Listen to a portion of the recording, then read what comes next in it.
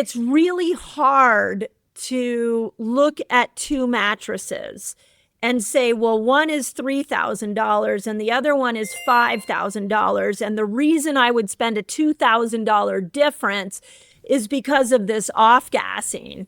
Do we have any literature out there about like autoimmune conditions and mattresses, or people becoming sick from their mattresses? Like, has anybody actually gone in and studied the poor health that can be created with mattresses?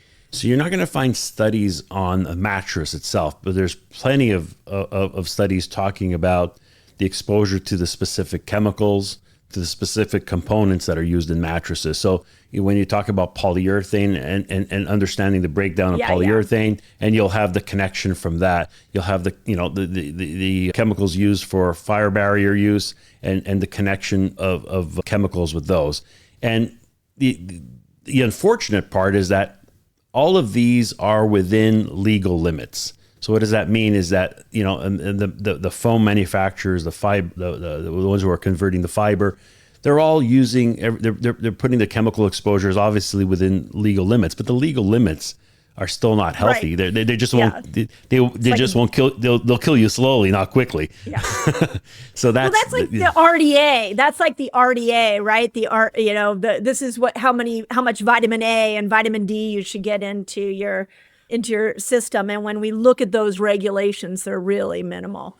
So, and talking about a mattress, so many mattress brands, so many models are all very different. So you're not going to have a study that's really talking about specific mattresses alone. Like when we do studies, we'll do studies which we're looking at everything as far as sleep, REM sleep, deep sleep, heart rate variability. We'll look at all those things when it comes to our mattresses, and we compare them to polyurethane mattresses, memory foam mattresses, other organic mattresses. So we'll make comparative testings over 10-week double-blind studies, but we're not specifically looking for the reaction to chemicals. We're looking the impacts of sleep when exposed to the totality of what those products have to offer. A really good point, because if you look at the hypothalamus pituitary pineal gland, that controls your circadian rhythm. And that actually is one of those things where it doesn't have a blood-brain barrier. So if you're lying on a mattress and it's off-gassing, you're breathing that in, it's going into this part of the brain that doesn't have a protective shield around it, then yes, it's going to throw off REM sleep and deep sleep and heart rate variability. And so it sounds like you guys have measured that. Yeah. One of the things that I would say when you're looking at different price points in conventional mattresses or conventional organic mattresses, the difference between an organic mattress that might be $1,000 compared to something that's $3,000 compared to something that's $6,000, it's kind of all over the map. In general cases, these are very easy to understand why those differences are. So, like, for example, if most organic mattresses are made with organic latex. And so a $1,000 mattress will have a very small amount of organic latex. The rest will be coils. You get into the next level, it'll be more latex, less coils, and it's in the ratio. And when you get to the most expensive, it's all latex, no coils. So that's kind of how the pricing goes. With ours, it's a little bit different because we never have coils.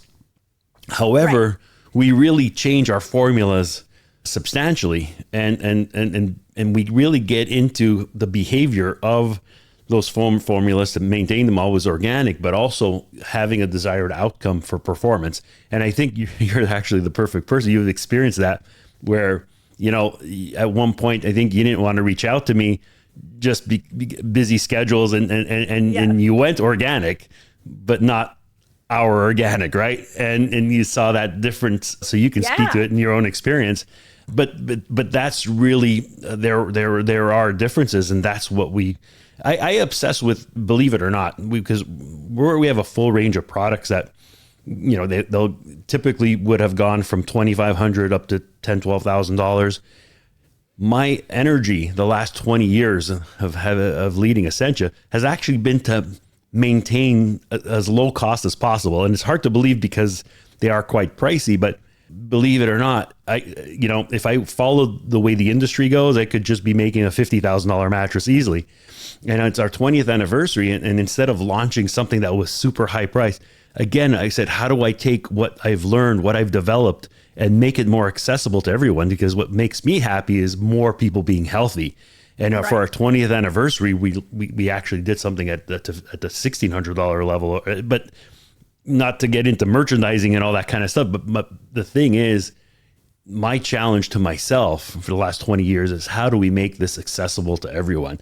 Now, obviously, we're dealing with a lot of pro athletes that use our products, and they've always seen us as a value. But I understand for the everyday consumer, when they're going and look at mattresses, it's kind of shocking where the prices are, and it's overwhelming, and understanding why, and it gets frustrating, and people just walk away and just buy anything. But putting thought into what's in it, and the toxic exposures that come out of all the different possible components in there, and not focused on that embroidery that says wellness spa or something that kind of sounds organic, but what's inside really matters.